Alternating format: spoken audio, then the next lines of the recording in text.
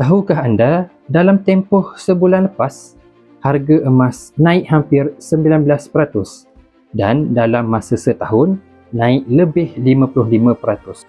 Tahun lepas, sekitar 390 per gram. Hari ini, dah lebih 630 per gram.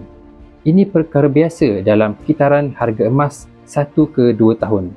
Sama ada kita tunggu atau tidak, harga emas tetap naik.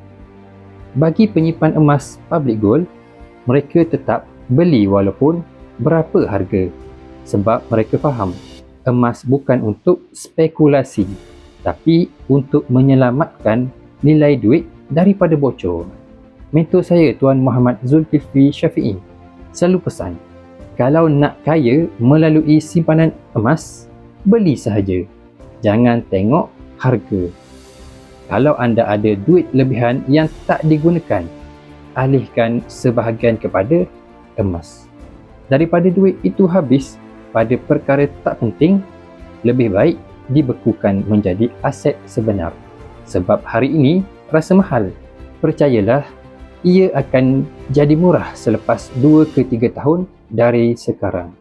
Sekiranya anda berminat nak mulakan tabungan emas bersama Public Gold, boleh rujuk pin video 5 langkah daftar percuma. Saya bantu anda dalam cara yang terbaik untuk anda.